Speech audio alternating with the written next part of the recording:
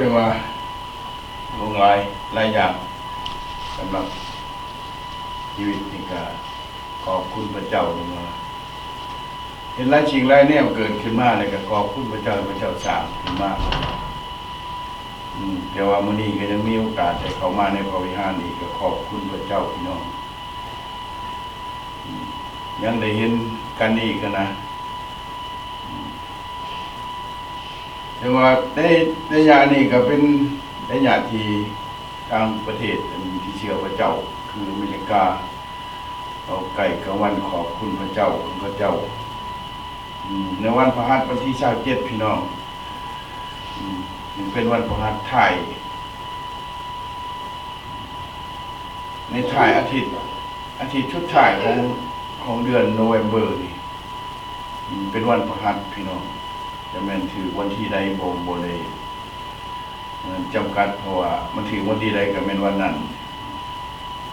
เดี๋ยวพระเจ้าเฉลิมฉลองวันขอบคุณพระเจ้ากินไก่ง่วงพี่น้องเมื่อวานนี่ก็เขาในทั่วในรัฐนี่กันเมืองนี่ก็เบิกไก่ง่วงกันแต่บ้านแต่เมืองนี่ทั้งเขาเจ้าเอาไก่ง่วงมันย้ายประชาชนเขาเจ้า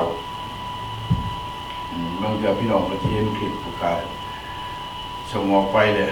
เดี๋ยวคนไปเอาไก่ง่วงนึงมันยาวสำใดขอบคุณพระเจ้าถึงว่าที่อันนั้นที่ได้มีโอกาสได้เห็นได้หูเรื่องอันนี้นะขอบคุณพระเจ้าสำหรับทุกสิ่งพี่น้องนึกว่าเดี๋ยวเราจะมีโอกาสได้มีวันที่ขอบคุณพระเจ้าฉะนั้นจังว่าขอบคุณสำหรับที่มีโอกาสที่ยังได้มีวันนี้พี่น้องเห็นไหมเพื่อนผู้ขาจังว่ามื้อนี้จังว่ามาแบ่งปันพระวจนะกับพี่น้องจังว่าขอบคุณพระเจ้าที่ยังได้มีวันนี้นะพี่น้องเอเมนขอบคุณพระเจ้ายังได้เห็นวันนี้นะหลายปีผ่านมาก็ผ่านมาแต่บ่คิดว่าวันจะมาถึงวันนี้นะเอเมนขอบคุณพระเจ้าพี่น้องแต่ว่ามันก็มาถึงมื้อนี้จนได้ขอบคุณเจ้าถ้าบ่มีพระเจ้าเฮาก็คงจะบ่มีวันนี้ดังนั้นจึงว่าวันขอบคุณพระเจ้าสำหรับการเต่าโฮมของครอบครัวของชาวอเมริกันนี่ก็ใกล้เข้ามาแล้วพี่น้องคือว่าให้ฟังแล้ววันที่27วันพฤหัสอาทิตย์ทุกท้ายของเดือนโนเวมเบอร์เป็นวันขอบคุณพระเจ้าของในทุกปีของพระเจ้าอย่าลืมว่าวันเป็นวันพฤหัสพี่น้องเอเมนขอบคุณพระเจ้าจังว่าเฮาจะมีโอกาสอยู่ยังได้เห็นวันนี้นำพระเจ้ายังได้มาพบพระเจ้ายังได้มาเห็นพระเจ้าแต่ยังได้ยืนอยู่ยังได้เห็นพี่น้องยังได้รู้จักกันกับพี่น้องที่เชื่อพระเจ้าหลายคนเลยบ่เชื่อเขาก็ยังได้รู้จักกันพี่น้องขอบคุณพระเจ้าที่ยังมีโอกาสบ่มีใครคิดว่าจะมาถึงวันนี้ดอกดังนั้นจังว่าบางทีเขาก็วางแผนไว้แล้วก็ปีนี้คิดได้นั่นปีนั้นคิดได้นี่ของในวันนี้แต่ขอบคุณพระเจ้าถ้ามันมาฮอดพี่น้องแต่มันบ่ฮอดแล้วก็แล้วไปแต่มื้อนี้เนี่ยผู้ขาจังว่าวันแบ่งปันเรียกว่าขอบคุณพระเจ้าสำหรับยังได้มีในวันนี้เห็นการเห็นภัยพ้นของพระเจ้ามีความชมชื่นยินดีแต่ตื้อรือร้นในการขอบคุณพระเจ้าไม่แม่นขอบคุณพระเจ้าดังนั้นจังหวะหลายเถื่อเราจะคืนเชิงมืออื่นเนี่ยบ่มีมาจักเถื่อพี่น้องมันจะบ่ประเทิงมันจักเถื่อแต่เมื่อวานนี้ก็จากเข้าไปนะบ่มีวันควรกลับคืนมาแต่ว่ามื้อนี้เป็นมือที่พระเจ้ากำหนดไว้แม่ขอบคุณพระเจ้า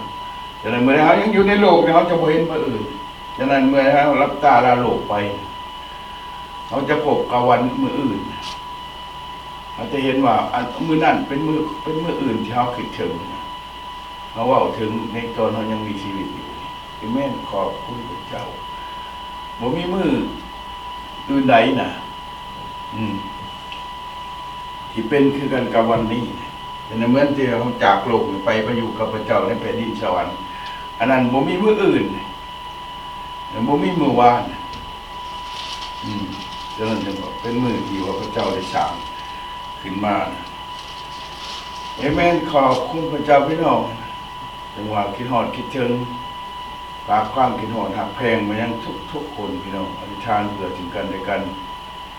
ผู้ที่บ่ท่านได้เชื่อพระเจ้าผู้ที่เชื่อพระเจ้าแล้วนะเอเมนขอบคุณพระเจ้าหลายคนบ่ท่านได้เชื่อพระเจ้าผู้ข้านะเมื่อก่อนก็บ่ได้เชื่อพระเจ้าบ่รู้จักพระเจ้าซ้ำแต่ก็มาจนมาถึงวันนี้ก็ได้มาเชื่อพระเจ้ามีโอกาสได้ยืนอยู่ในที่นี้ประกาศเรื่องของพระเจ้าให้พี่น้องฟังเอเมนขอบคุณพระเจ้าพี่น้องแต่พี่น้องยังมีโอกาสถ้ารู้จักพระเจ้าเลยนะอย่ารอถาว่ามื้อนั้นแล้วมื้อนี้อย่ามื้ออื่นเมื่อวานอดีตจังสี่บ่ต้องคิดถึงมันดอกเมื่อวานนี้มันใกล้ไปบ่มีวันจะหวนกลับมาหาเฮาอีกมันจะรอถามมื้ออื่นหรือมื้ออื่นแห้งไกลพอวันเหล่านั้นบ่มาถึงเฮาจักเถื่อเฮาก็บ่ไปถึงมันจักเถื่อนะเอเมนขอบคุณฉะนั้นยังขอบคุณพระเจ้าพี่น้องที่ทานยังมีวันนี้ยังได้เห็นวันนี้เห็นวันขอบคุณพระเจ้าของชาวอเมริกาที่เขาเชื่อพระเจ้าเขาไม่มีแผ่นดินอยู่นะ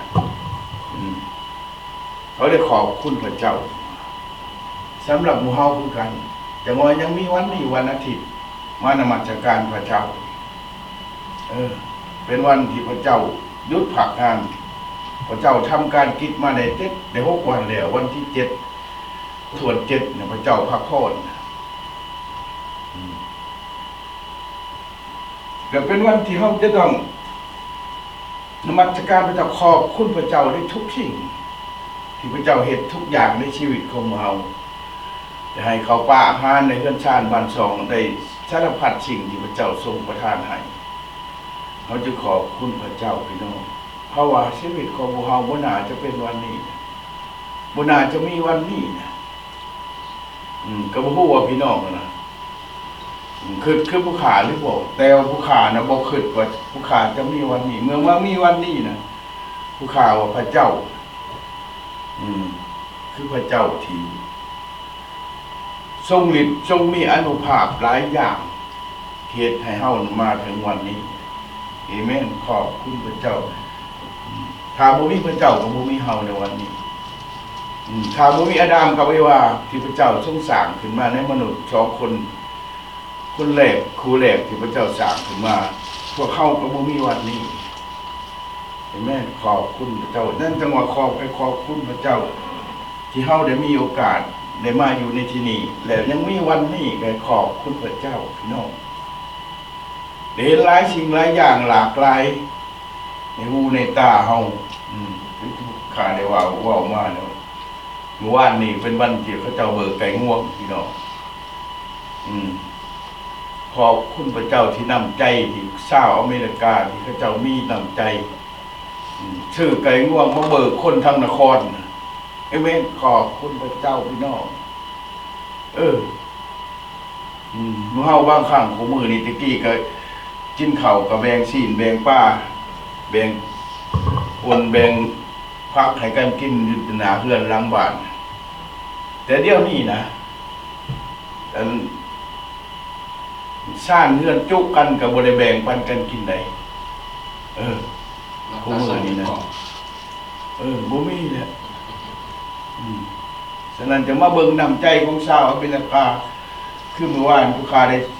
ใช้คลิปไปพี่น้องมันจะเห็นรถเลี้ยนแถวไปเอาไก่ง่วงนี่ไปชองหลักคุณพี่น้องมึงดูไอ้แม่นขอบคุณพระเจ้าพี่น้องอันนั้นจังหวะผู้ค้าก็ตื่นนอนมากโมเมนต์ว่าเจตนาจะแปลวไก่ง่วงเดี๋ยวไปเบิ่ง อยากให้พี่น้องเบิ่งทั่วโลกอยากให้คนลาวเขาเบิ่งรู้จักว่าเป็นยังไงจังว่าการที่ว่าพระเจ้าได้จัดเตรียมวันขอบคุณพระเจ้าของพระเจ้าดังนั้นเห็นแก่คนที่ลำบากยากจนบ่มีเงินมีคำบ่มีโอกาสได้ไปซื้อไก่ง่วงมากินฉะนั้นทั้งนครนี่เขาเจ้าซื้อไก่เนี่ยไปยายให้คุณเนี่ยพี่น้องเป็นยังไงพี่น้องให้ขอบคุณพระเจ้าในจังหวะยังเห็นอีกวันนี้เนี่ยนี่แหละพี่น้องที่พระเจ้าได้จัดเตรียมไว้ให้หมู่เฮาได้มาอยู่ในพื้นแผ่นดินตอนนี้ก็คือกันนะพี่น้องพระเจ้าจังหวะเฮาจึงต้องมีเฮาจะบ่มีโอกาสได้เห็นนะแต่ขอบคุณพระเจ้าที่พระเจ้าจัดเตรียมวันนี้ไว้ให้นำชนชาติของเราและพวกเฮาได้มีโอกาสได้มาประกาศเรื่องของพระเจ้าคือกันพี่น้องเฮายังมีวันนี้นะให้ขอบคุณพระเจ้าพี่น้องบอกพระเจ้ายังหนึ่งฉะนั้นจังว่าเขานึกคือถึงตัวเขามาอยู่ในนี้เขาก็มีอดีตเลยนั่นซะเป็นอดีตนั่นอันนี้อนาคตก็เทียบถึงสั่งทำนั้นนี่เอเมนที่สั่งสร้างพัฒนาแน่นั่นบางคนขึ้นแล้วโลกจันทร์ดาวบางข้านขึ้นนักวิทยาศาสตร์เขาคู่มือเอเมนขอบคุณพระเจ้าแต่ว่าพวกเขาไม่ขอบคุณพระเจ้าสำหรับมีวันนี้จังว่าเขาจะไม่ถ่ายแต่วันนี้มาขอบคุณพระเจ้าให้ขอบคุณพระเจ้าทุกวันจนมาถึงวันนี้แต่ยังได้ขอบคุณพระเจ้าอยู่ครับให้ขอบคุณพระเจ้าให้ทุกวันพี่น้องเห็นไหมขอบคุณเจ้าหลายอย่างที่พระเจ้าฉะนั้นพระเจ้าจะจัดเตรียมวันให้พวกเขาเพื่อเขาบ่ได้ให้พวกเขาว่าคือเชิงมือนั่นคือเชิงมือนี่ให้ตัดชินใจนะบ่ให้ว่ามือนั่นมืออื่นมือฮื้อมือหนึ่งมือยังก็แล้วแต่กะวันนั่นกะวันนี้ไว้อยู่มากเลยฉะนั้นพระเจ้าจึงบอกในพระธรรมฮีบรูบทที่4 ข้อที่ 7จึงบอกว่าดังนั้นพระองค์พระพุทธเจ้าทรงกล่าวกำหนดอีกวันหนึ่งคือวันนี้ตามที่พระองค์ทรงได้กล่าวไว้ทางดาวิดและเวลาต่อมาเพิ่งนาน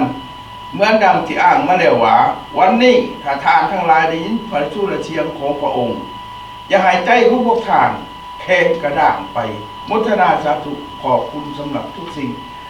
สรรเสริญพระเจ้าขอบคุณพระนามพระเยซูคริสต์ผู้ทรงประสนอยู่ผู้ทรงให้ทุกสิ่งตายมันใหม่การแค้นเพื่อบาปของหมู่ขน้อยขอขอบคุณพระเจ้าสำหรับวันนี้หมู่ขน้อยด้วยพระฤทธิ์อันทรงฤทธิ์ของพระเจ้าที่หลั่งไหลอาบไม่การแค้นเฮ็ดให้หมู่ขน้อยได้มีชีวิตอยู่ในทุกวันนี้เฮ็ดในความบาปของหมู่ขน้อยได้ทิพย์อภัยขอขอบคุณพระเจ้าสำหรับในวันนี้ในพระนามพระเยซูคริสต์เจ้าเอเมนนี่แล้วพี่น้องหลายคนเดี๋ยวยังไม่ได้เชื่อพระเจ้านะพี่น้องยังขาดวันนั้นวันนี้บางคนว่ามื้อนั้นสิมาบางคนมื้อนี้สิไปโบสถ์ก็ได้แต่บ่ฮอดจักเทื่อน่ะฉะนั้นจังว่าเขาจะรอถึงวันไหนเขาจะรอไปถึงวันใกล้จะต้องจากโลกนี้ไปจึงที่เชื่อพระเจ้าอันนี้คือมันเป็นช้าเกินไปพี่น้องฉะนั้นจังว่าอย่าให้ใจแข็งกระด้างนี่พระวิทย์ใจแข็งกระด้างจิตใจดีบ่อ่อนน้อมถ่อมตัวคิดว่าตัวเองเป็นผู้นั้นคิดว่าตัวเองเป็นผู้นี้รอดแล้วจังสั้นจังสี่แล้วนะเห็นไหมขอบคุณพระเจ้าเป็นผู้มีบุญเป็นผู้มีศีลจังว่าเมื่อเวลาเขาจากถิ่นฐานบ้านเกิดของพวกเขามานะว่าเขาหลอดตายนะทุกอย่างหลายคนมีความสบายออกมาเนี่ยบ่มีไผจักคนที่ว่าพบกับความสบายสนุกสุขสบายใจห้อนวนบ่ได้อยากมาถึงคืนนี้ก็พอแห้งนั่นน่ะแต่ว่า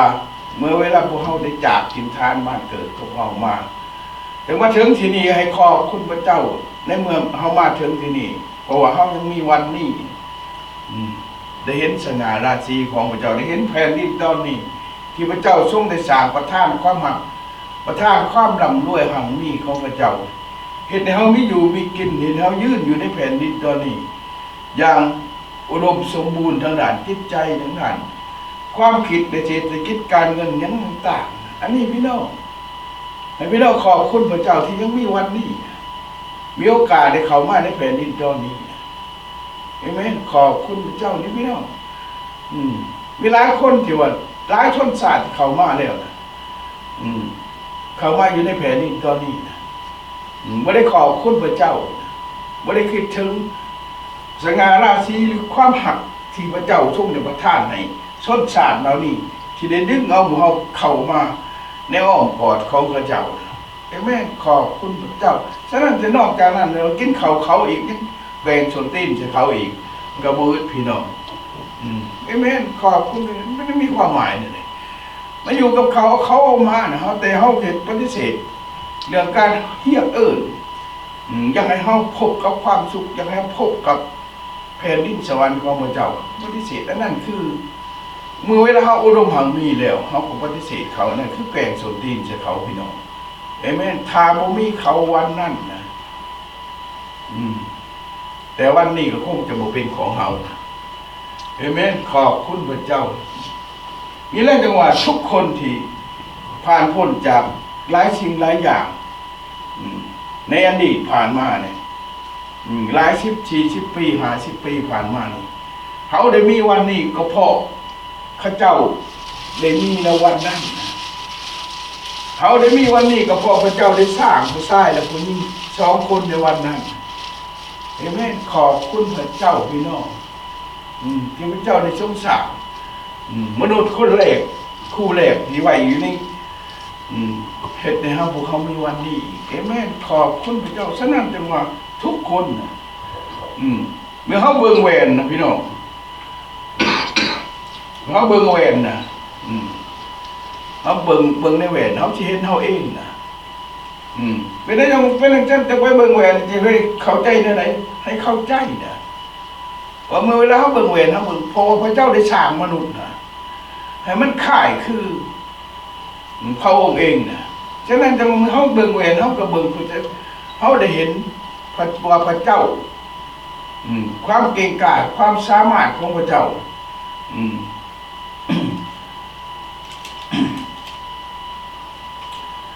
ได้สร้างมนุษย์ขึ้นมาที่ให้เหมือนกันกับข่ายคือกันกับพระองค์โมเมนต์เป็นคือพระเจ้าได้ด้วยพี่น้องมันข่ายคือกันดังนั้นจะว่าในปฐมกาลบทที่1ข้อ27จึงว่าดังนั้นพระเจ้าทรงสร้างมนุษย์ให้มีรูปร่างข่ายคือกันกับพระองค์เอเมนขอบคุณพระเจ้าพี่น้องนี่จังว่าเขาจะเบิ่งกระจกเขาจะเห็นถ้าผู้ใดเบิ่งกระจกยังบ่เห็นตัวเองนะอันนั้นมาเขาคือคนที่ตายแล้วนะคือมนุษย์ที่ตายแล้วฉะนั้นเขาจะมาเบิ่งกระจกเขาจะมาเห็นตัวเองว่าเขาเกิดมาได้คือแนวใดเกิดมาจากไสเนี่ยสภาพทุกอย่างที่เป็นอยู่ในทุกวันนี้มีเงินมีคำมีเขาของเงินทองมีสารพัดสิ่งในโลกน้ำสิ่งที่เขาบ่เคยมีจักอยู่แล้วเขาเลยปฏิเสธพระเจ้าหมายว่าคนที่บ่เบิ่งกระจกบ่เห็นตัวเองนั่นแหละบ่ฮู้ว่าเมื่อเวลาบ่ได้เบิ่งก็แต่ว่าคิดพันไปเรื่อยๆว่าอันนี้เป็นสิ่งที่โดนบันดาลจินตนาการของเราเองบ่แม่นพี่น้องแม้นพระเจ้าได้สร้างเฮ็ดให้เฮาเป็นอยู่ในทุกวันนี้เหมือนดังที่เฮาเห็นเฮาในกระจกนั่นแหละเฮาคือพระเจ้าที่ทรงสร้างพระเจ้าได้สร้างให้มนุษย์เกิดมาในโลกให้มันค่ายคือกันกับพระองค์พี่น้องเห็นไหมหมายความว่าเมื่อเขาเป็นพระเจ้าให้เขาขึ้นเชิงว่าพระเจ้าได้สร้างเขาขึ้นมาในโลกให้อยู่ในโลกเป็นมนุษย์อันนี้จังหวะให้เขาขอบคุณพระเจ้าฉะนั้นพระเจ้าจึงสมเทียบว่าให้เขาเบิ่งในกระจกว่าเขาคือผู้ใดเป็นยังหน้าตาเขาจะเป็นหนังซี่พี่น้องอะไรพี่น้อง8 ล้าน8,000 ล้านคนเลยพี่น้องหน้าเงินบ่พี่น้องหน้าตาบ่ได้คือกันแต่มีคนข่ายคือกันแต่บ่คือกันบ่แม่นอันเดียวกันจักคนเลยนะแต่มันข่ายคือกันอยู่ บางเล็กเล็กหน่อยนะแต่ว่าโบเมนผู้เดียวกันนะพี่น้องมีความแตกต่างกันอันนี้คือการมหัศจรรย์ที่พระเจ้าสร้างมนุษย์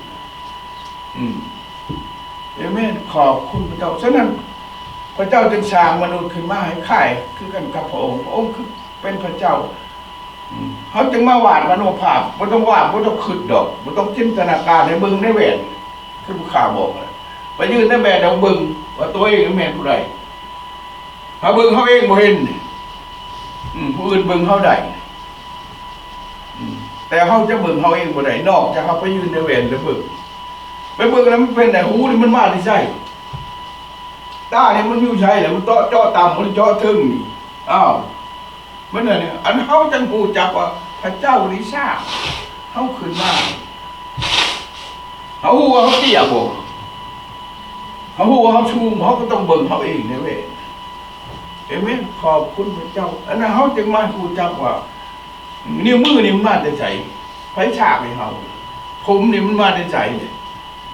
ไฟฉากให้นะมันเกิดขึ้นมาได้ยังไงนะเอเมนขอบคุณพระเจ้าหลายคนหัวล้านเนี่ยเอาผมมาปลูกใช่ยังไงมันลายวิ่งเบิดแต่ว่ามันเป็นการกำเนิดมาแบบนั้น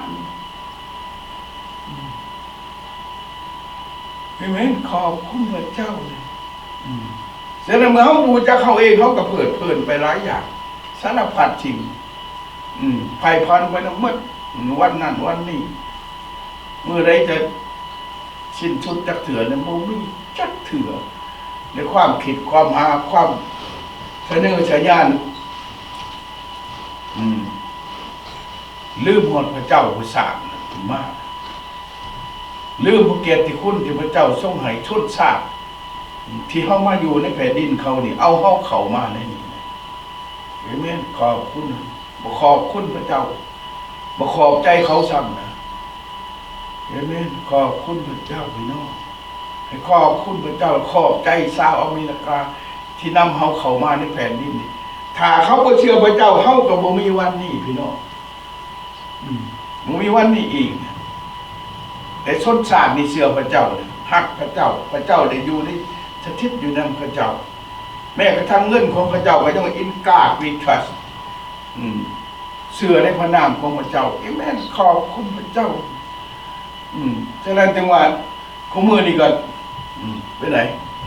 เหมือนเป็นเหตุการณ์เสียหลายจริงหลายอย่างเกิดขึ้นกติประธานประเทศทางด้านโนทรัมป์ของมือโอ้เห็นจะกวาดล้างคนจังสิเอเมนขอบคุณพระเจ้าพระเจ้าอวยพรท่านโดนัลด์ทรัมป์ที่ว่าท่านนั้นคือถึงว่า one nation under God ถ้าไม่ให้ผู้เชื่อพระเจ้ามาก็ว่าอยู่กับแผ่นดินพระเจ้าบ่ได้เอเมนขอบคุณพระเจ้าทุกชนชาติต้องอยู่ใต้การนำของพระเจ้าในแผ่นดินที่ข้าเจ้าที่พระเจ้าได้ทรงมอบให้ข้าเจ้าแล้วเอเมนขอบคุณพระเจ้านี่เข้าใจนะมันที่เฮ้ยเบิ่งแหวนตะขับพี่น้องท่านมีหน้าตางามคู่มือนี่นะมีเครื่องนุ่งงามๆมีหลายสิ่งหลายอย่างคู่มือท่านมาได้ใส่ท่านมีหูเล่หน้าตาย่านคิวดกคิวกงหูดังโมหูดังดงเนี่ยมาได้ใช่พระเจ้าสร้างขึ้นมานะหัวเป็นทานปั่นเอาเองเลยพระเจ้าสร้างขึ้นมานะเขาเกิดมาเป็นแบบนี้ขอบคุณพระเจ้าพี่น้องยังจะไปพันไปถึงโอ้จะต้องชาวเนี่ยคิดประเทศสามมากแกบางงานไปเข่งให้มันเข่งหนึ่งเมื่อถึงเวลามันเถามันก็ย่านคือเก่าพี่น้อง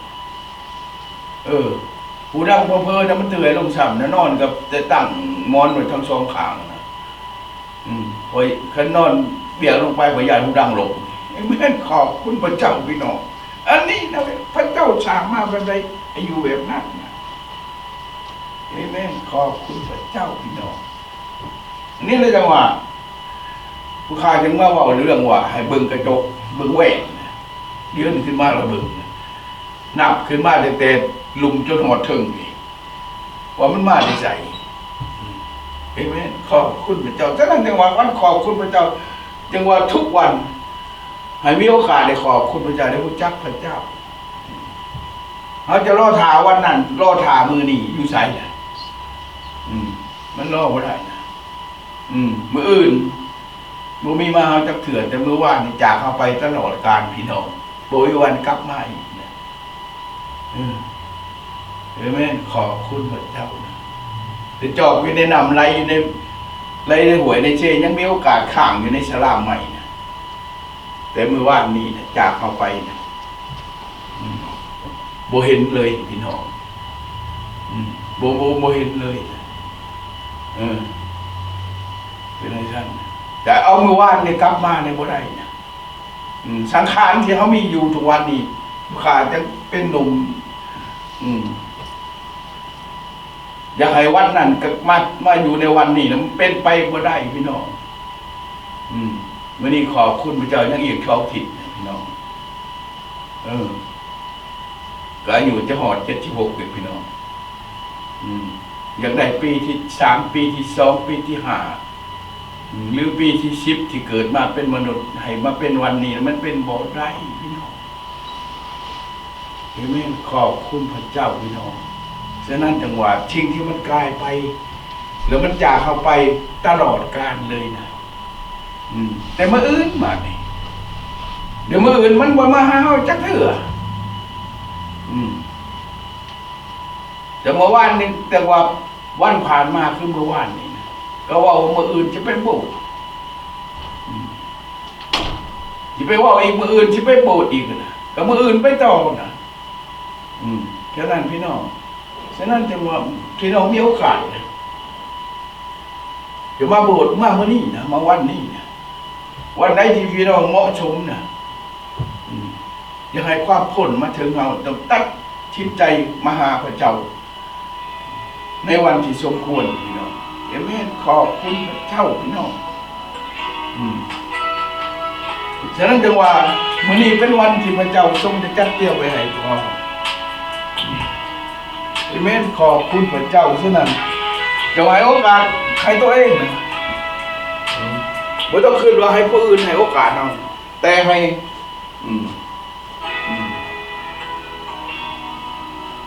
แต่ว่าให้เขาให้โอกาสเขาได้มาเชื่อพระเจ้าพี่น้อง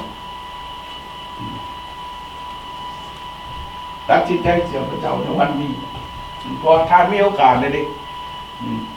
ดังนั้นชีวิตที่ผ่านมาเขาผู้จักผู้ใดเป็นอะไรแต่ว่าถึงวันนี้นะเขาโอกาสเขาเชื่อพระเจ้าพี่น้องฉะนั้นในวันนี้ขอตะวันยาถ้าทานทั้งหลายได้ยินพระชุลเสียงของพระองค์อย่าให้ใจของพวกท่านแข็งกระด้างไปบ่ต้องให้จิตใจของเราแข็งกระด้างจะคิดว่าคอยเป็นผู้นั้นจะคิดว่าอันนั้นที่ซอยอันนี้ที่ซอยให้ไปถึงให้พ้นจากนรกบึงไฟมีแต่องค์พระเยซูคริสต์ผู้จะซอยเฮาบ่มีเพิ่งบ่มีเทียนบ่มีดอกไม้บ่มีน้ำอบน้ำหอมยังทั้งนั่นนะพี่น้องที่ซอยให้พ้นทุกข์นอกจากเฮาจะต้องนำห่างกายอันจบอันงามที่พระเจ้าทรงสร้างไว้ให้นี่มามอบให้กับพระเจ้าพี่น้องเท่านั้นนะตัดสินใจเช้าวันนี้ฉะนั้นจังหวะเนาะก็คือว่าคนเป็นผู้นั้นคนเป็นผู้รับสำคัญเป็นผู้ใหญ่จิตใจมันยังแข็งกระด้างอยู่ต่อเหตุการณ์ต่างๆที่เขาได้ผ่านมานะจะคิดว่าวันผ่านมานะจะกอบกู้เอาอิสรภาพในอนาคตของชีวิตของเราเป็นไปไม่ได้พี่น้องวันผ่านมาคือมันผ่านไปแล้วฉะนั้นถ้าเขาจะให้อนาคตของชีวิตของพวกเรานะดีขึ้นนะพบกับความปลอดภัยหลังจากโลกนี้ไปแล้วนะมีได้เชื่อพระเจ้านะตัดสินใจมอบชีวิตอันชดช่วยคนงามอันขี้ร้ายตายเป้ของเฮานี่ให้กับองค์พระเยซูคริสต์ให้กับพระเจ้าพี่น้องก่อนหลังจากโลกนี้ไปอย่างนั้นจึงว่าเฮาจะมาคืนเชิงว่ามือว่างนี่นะชีวิตจะมือว่างนี่มันปักจากเข้าไปแล้วมันบ่ได้กลับคืนมาพี่น้องเอเมนขอบคุณแต่แล้วจึงถวายตัวต่อพระเจ้า มอบห่างกายของท่านให้เป็นพระวิหารของพระเจ้าคู่มือนี้ให้เป็นบอนบูชาเป็นบอนพระเจ้าเป็นอะไรผู้ที่เขามาบูชาแต่นั้นจังหวะนี้ 1 โครินธ์บท 6 ข้อที่ 19ว่าท่านทั้งหลายบ่ฮู้หรือว่าห่างกายของท่านเป็นวิหารของพระวิญญาณบริสุทธิ์ที่ซึ่งสถิตอยู่ในทานได้รับจากพระเจ้าทานโบเมนเจ้าของตัวของท่านเองเอเมนขอบคุณพระเจ้าเขาโบเมนโตของเขาเองของมึงพระเจ้าได้สร้างเขาขึ้นมาเนี่ยเพื่อยังเพื่อให้ห่างกายของเขานี่นะเป็นบอนสถิตของจิตวิญญาณของพวกเขาเอเมนขอบคุณฉะนั้นจังว่าบ่มีมืออื่นบ่มีมือว่างแต่ต้องหักประกันชีวิตของเราที่มีอยู่ในทุกวันนี้นอกจากการตัดสินใจมอบชีวิตของให้เขาให้กับพระเจ้าคือในวันนี้เอเมนขอบคุณพระเจ้าเพราะว่าทายา เพราะว่าทางเขายังล่าช้าเกินไปบ่รู้จักกับพระเจ้านะบ่ขอบคุณพระเจ้าสำหรับชีวิตของพวกเราหมายความว่าเขาก็ได้เพียงแต่เท่านี้นะเอเมนขอบคุณ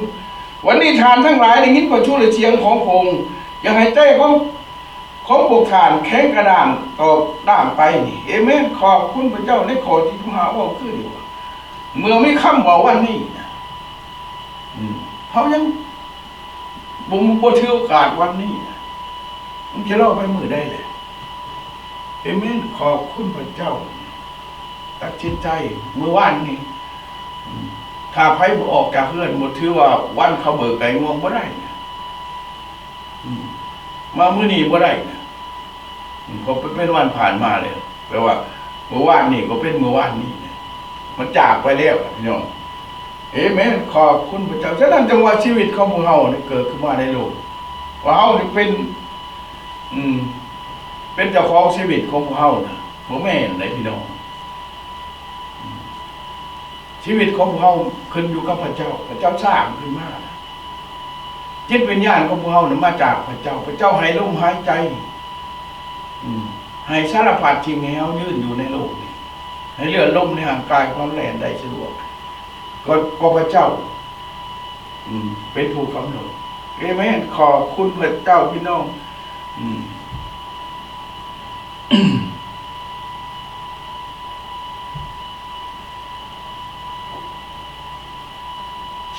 ดังนั้นจังหวะในข้อที่12ว่าทำเหตุเลิศบทที่3นะว่าพี่น้องทั้งหลายจงระวังให้ดีเพราะว่าย่านว่ามีผู้ใดผู้หนึ่งในพวกท่านมีใจชั่วและบ่ซื่อคือใจกว้านทิมพระเจ้าผู้ทรงประชนอยู่เอเมนขอบคุณพระเจ้าพี่น้องพระเจ้าเนี่ยทรงประชนอยู่นะพี่น้องพระเจ้าบ่ได้ยังบ่ได้ใต้เลยพระเจ้าเป็นวิญญาณนะฉะนั้นพระเจ้าจึงบ่เหมือนกันกับที่สิ่งที่เขาถือผ่านมาเขาได้ปั้นนั้นไว้ปั้นนั้นนี้ไว้เต้มหูมันไว้ขวัดไล่กันจังสี่กอมันขึ้นเป็นหินเป็นปูนมาเพื่อเขาจะในนมัสการมันแต่ว่าพระเจ้าองค์นี้นะก็เป็นอย่างนั้นพี่น้องพระเจ้าองค์นี้นะยังมีชีวิตอยู่พระเจ้าเป็นวิญญาณฉะนั้นจังว่าพวกเขาห่างกายพวกเขาจึงเป็นบอนที่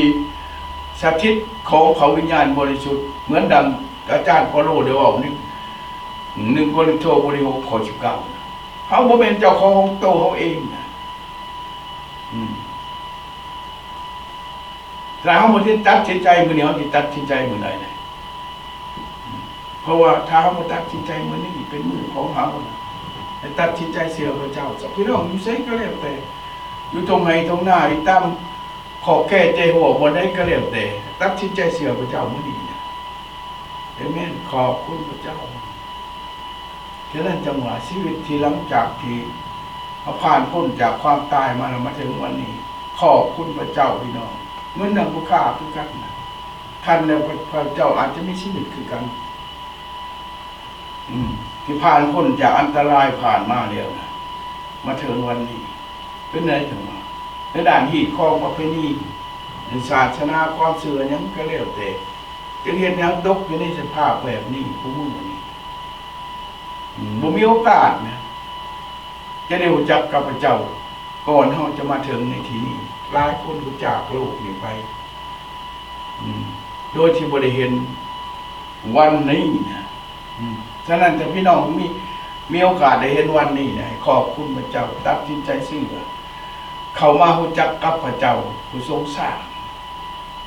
เอเมนขอบคุณพระเจ้าพี่น้องดังนั้นจังว่าหลายเที่ยเฮากับเมื่อเฮาได้ยินพระฤาษีพระโชติเสียงการที่ให้เฮาเข้ามาเชื่อพระเจ้าเฮาก็ยังคัดค้านยังบ่เชื่อแม่นไผน้อจะได้ยินแล้วแต่ยังคัดค้านบ่แม่นคนทั้งปวงที่โมเสสได้นำออกจากมาจากประเทศอียิปต์นั่นหรือเอเมนขอบคุณพระเจ้าเนี่ยอันนี้เพิ่นเว้าถึงว่าคนที่ออกจากอียิปต์ในสมัยโมเสสได้นำออกมาจากประเทศอียิปต์เพื่อเข้ามาในแผ่นดินกานาก็ได้คัดค้านพระเจ้าเหมือนดังชนชาติของพวกเขาที่พระเจ้าได้นำออกจากแผ่นดินของพวกเขามาถึงที่นี่มีไผน้อยังคัดค้านเรื่องของพระเจ้ายังต่อสู้พระเจ้านะยังบิดเบือนจากความจริงที่ไปมาจากพระเจ้ามีบ่ยังมีอยู่พี่น้องถ้ายังมีนะถือโอกาสในวันนี้นะให้ตัดสินใจเสียพระเจ้าให้คิดว่าพระเจ้าได้ทรงสร้างพวกเขาได้นำเขาออกจากพื้นแผ่นดินของพวกเขาที่เป็นมรดกก็ขาดที่เขาเกิดอยู่เป็นมรสุมแห่งความตายเขาผ่านพ้นมา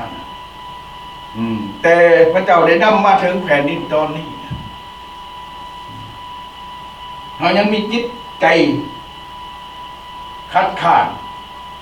บ่เชื่อฟังต่อสู้กับพระเจ้า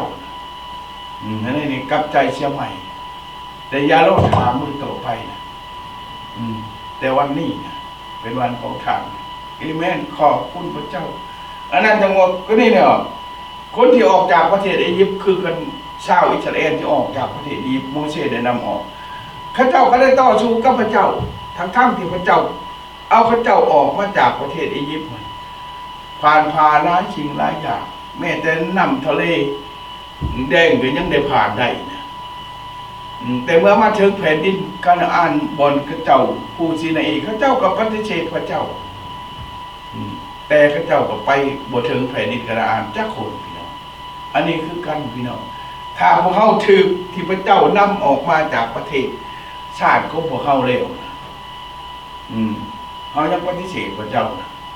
และชีวิตของพวกเขาไปถึงแผ่นดินสวรรค์ของพระเจ้าเอเมนขอบคุณพระเจ้าพี่น้องอันนี้เลยจังหวะพี่น้องอันที่เฮาเว้าถึงทุกวันนี้เพราะว่าอย่างไรทุกคนจะเข้าใจ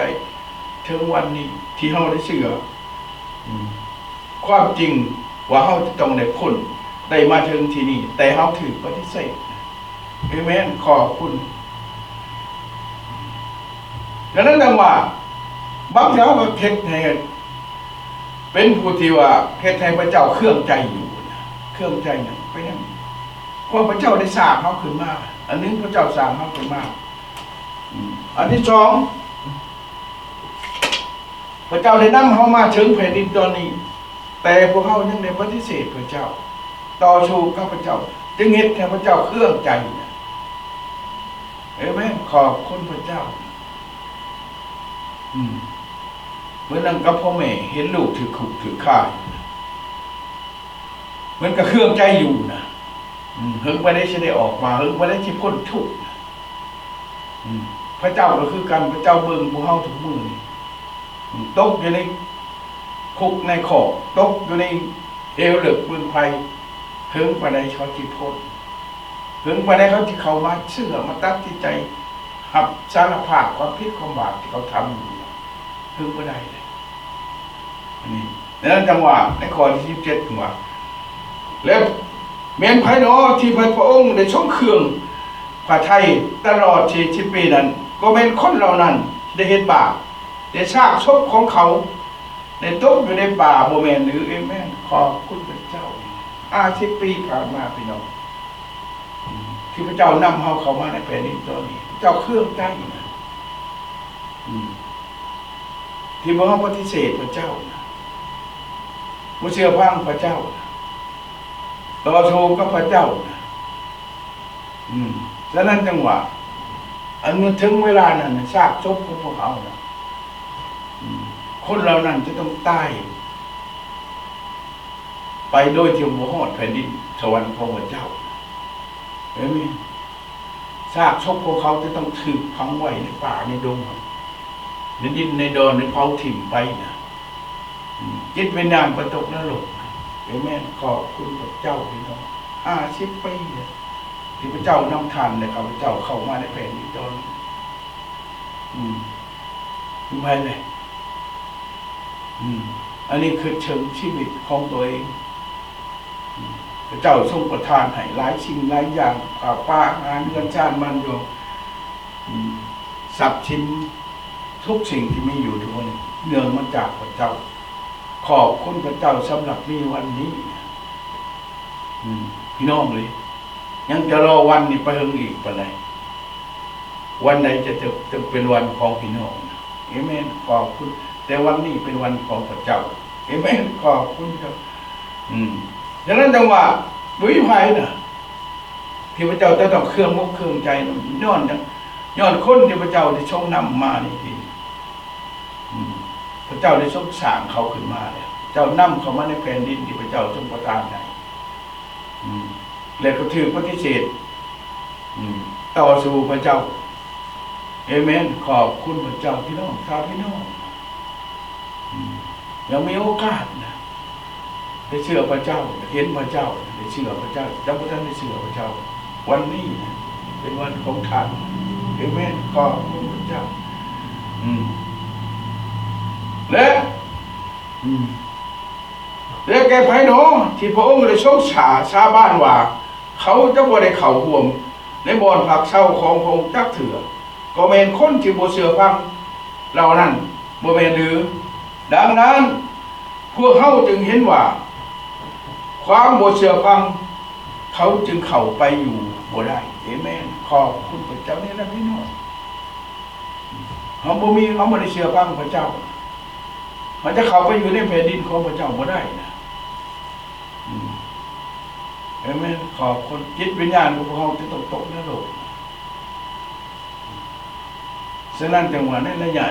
40-50 ปีคือกันเศร้าอิสราเอลที่ออกจากประเทศอียิปต์เขาบ่เชื่อพระเจ้าเขาก็ตายอยู่ในป่าบ่ได้ไปอยู่ในแผ่นดินกานาอันคือแผ่นดินสวรรค์ที่พระเจ้าประทานให้เอเมนขอบคุณพระเจ้านี่คือกันพวกเขา50 ปีนะจากแผ่นดินจากบ้านเกิดเมืองนอนพวกเรามาถึงที่นี่เขาก็บ่ได้เชื่อพระเจ้าฉะนั้นจึงเฮ็ดให้พระเจ้าเครื่องใจเห็นไหม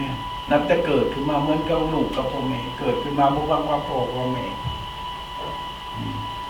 ถือโทษติดตารางเฮ็ดให้พ่อแม่เครื่องใจตลอดนะ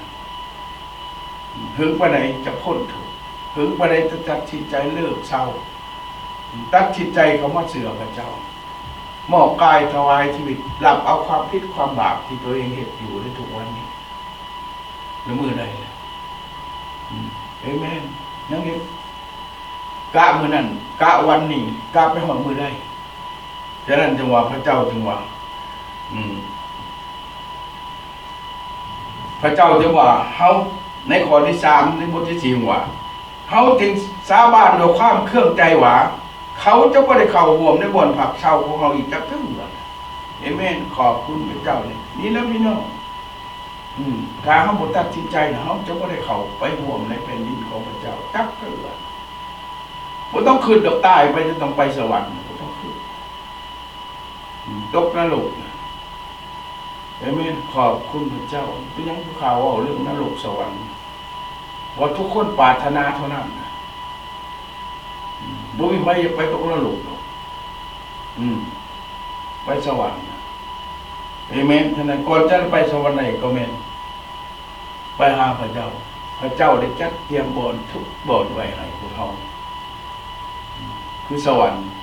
ฉะนั้นในวันนี้นะเป็นวันที่พระเจ้ากำลังเอิ่นทานอยู่ให้กลับใจสรุป ให้กลับใจซะกลับจากทางเดินอันที่ให้ประโยชน์ทางเดินที่บ่เชื่อพระเจ้ากลับมาซะเถิดเอเมนขอบคุณพระเจ้ามาหาพระเจ้าพระเจ้าพร้อมที่จะให้ความผิดความบาปของเราฉะนั้นบ่มีอีกวันอื่นนะเอเมนขอบคุณฉะนั้นจังหวะพระเจ้าจังหวะดังนั้นพระองค์จึงได้ทรงกำหนดวันไว้อีกวันหนึ่งคือวันนี้เอเมนขอบคุณพระเจ้าบ่มีอีกวันอื่นบ่มีอีกยามอื่นเอาจะรอไปเฮิงมื้อใดเราถ่าไปอีกบ่มีพระอื่นนอกจากพระเจ้าฉะนั้นแต่วันนี้ให้ขอบคุณพระเจ้าที่เฮายังมีอีกวันนี้ยังได้มีวันนี้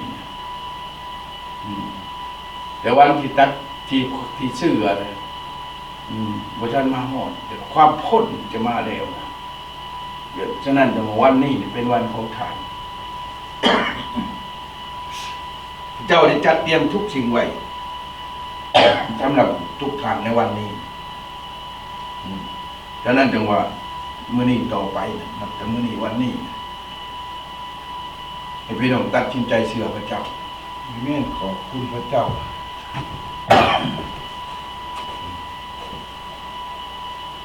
เจ้าได้จัดเตรียมทุกสิ่งไว้ให้พวกเขาแล้วแต่ปัญหาพวกเขายังไม่ได้ไข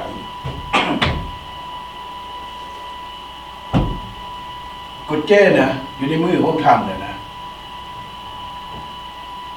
จะเมื่อไรท่านจะเปิด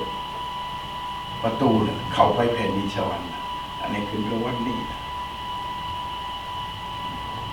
ถ้าท่านได้ฟังเสียงสุรเสียงของพระเจ้าพร้อมการประกาศแต่วันนี้เป็นวันของท่าน